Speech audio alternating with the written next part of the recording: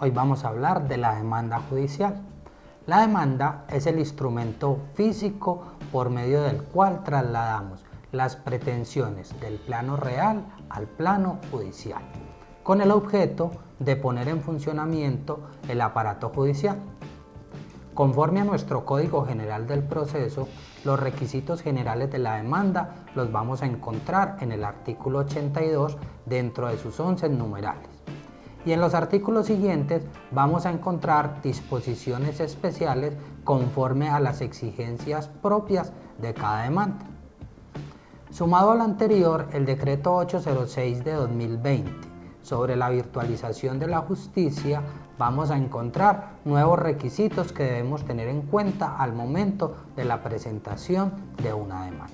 De forma particular, he clasificado los requisitos de la demanda de la siguiente manera. Los requisitos de forma, que son aquellos que debemos cumplir como exigencias legales, que buscan la identificación y caracterización de la demanda, pero que no son relevantes al momento de la decisión de fondo en el proceso.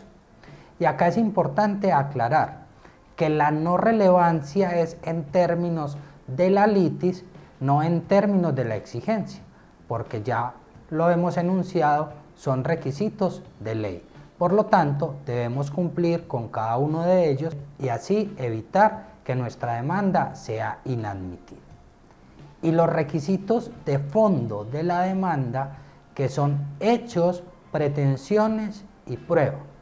Y el juramento estimatorio, que va a tener un tratamiento especial en este capítulo, pues estos son los requisitos que tienen que ver con el objeto de la litis. Vamos a iniciar a describir los requisitos de forma.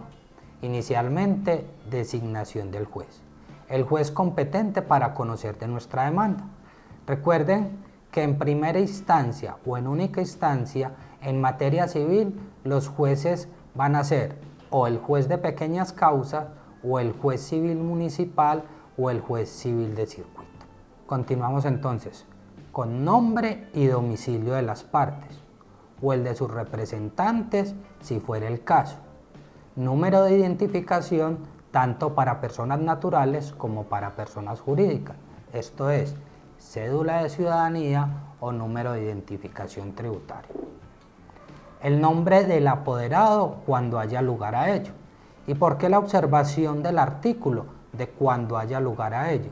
Pues es de conocimiento de todos que en los procesos civiles, cuando estos son de mínima cuantía, o sea, inferior a 40 salarios mínimos legales mensuales vigentes, se puede actuar en causa propia. Lo que quiere decir que no es necesario actuar bajo apoderado judicial.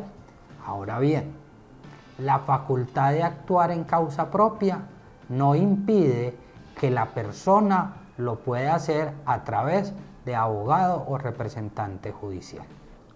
Fundamentos de derecho. Refiere a las disposiciones normativas y jurisprudenciales en las que baso el fundamento de mi demanda.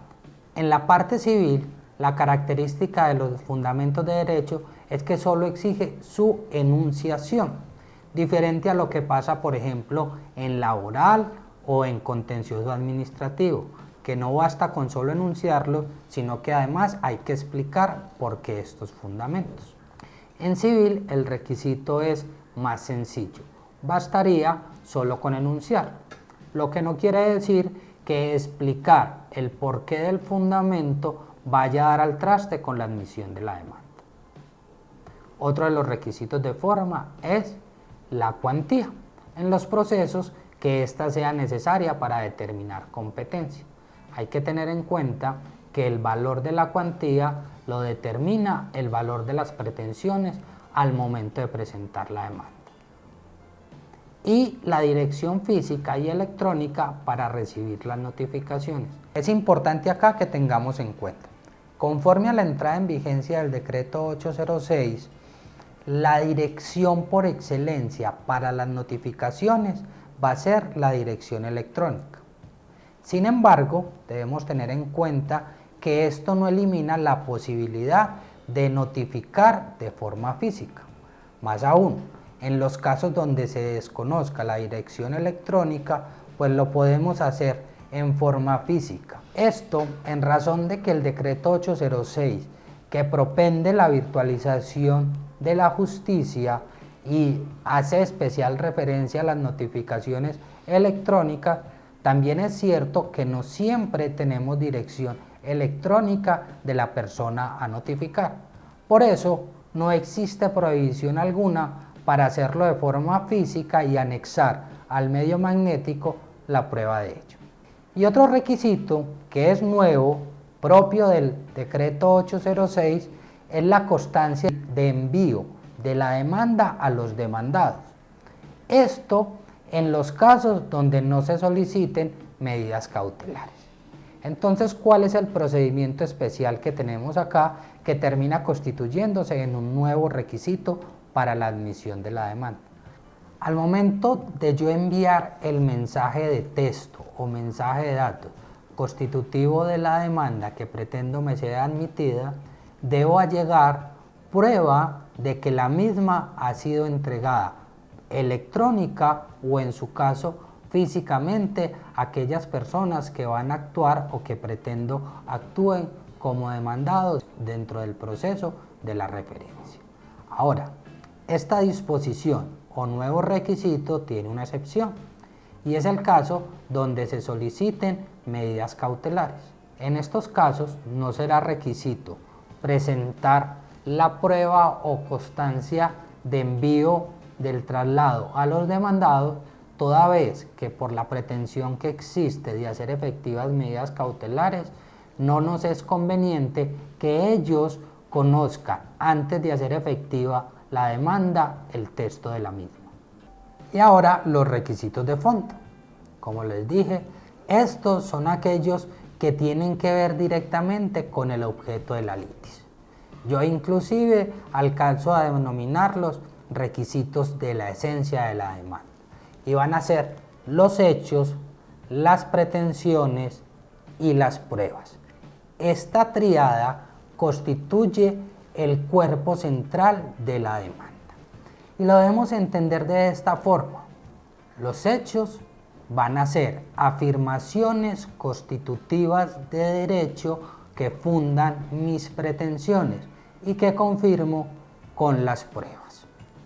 Esto es, hecho no probado, pretensión no fundada.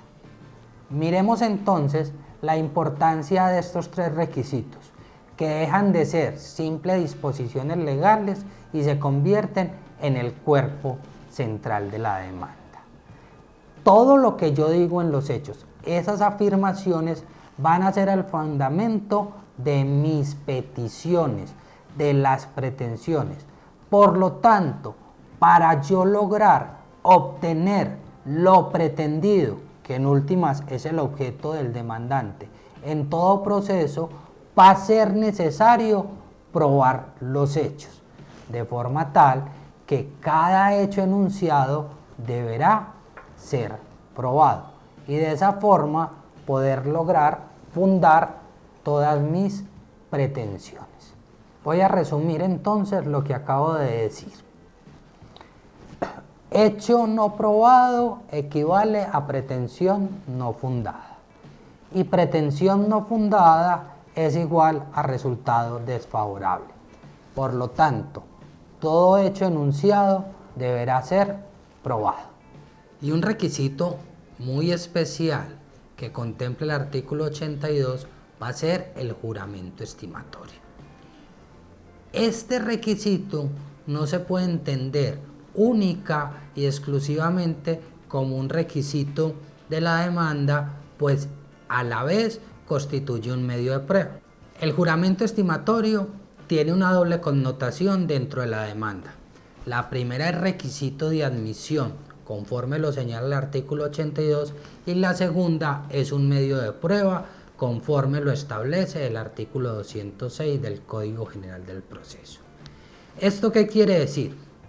Cuando nuestras pretensiones versen sobre indemnizaciones, compensaciones, frutos o mejoras, se debe estipular razonadamente dentro de la demanda el valor de ellas, en un acápite denominado juramento estimatorio.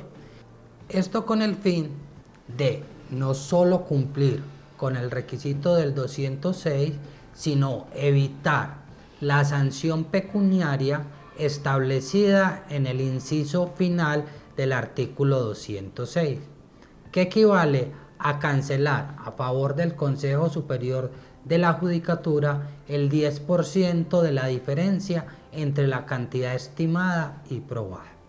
Este requisito, o mejor, este medio de prueba denominado juramento estimatorio, puede verse complejo, pero en realidad es un tema que hay que aprender a estructurar frente a las demandas que tienen pretensiones pecuniarias de los conocidos perjuicios materiales y que desarrollaremos más a fondo cuando estemos trabajando los medios de prueba. Hoy hacemos una explicación somera para no dejarlo de lado en el tema de los requisitos de la demanda. Por último, y conforme a lo que nos trajo el decreto 806 del 2020, debemos recordar que las demandas hoy las presentamos a través de medios electrónicos. Para ello, lo que debemos hacer es organizar en un solo archivo en formato PDF todo el cuerpo de la demanda, esto es, el escrito de la demanda más el poder y los anexos, el cual se envía a los correos o al correo designado por el Consejo Superior de la Judicatura para presentación de las demandas que está estipulado en cada circuito judicial. De esta forma, hemos realizado un recorrido genérico por los requisitos de la demanda, frente a los cuales profundizaremos en nuestros próximos videos.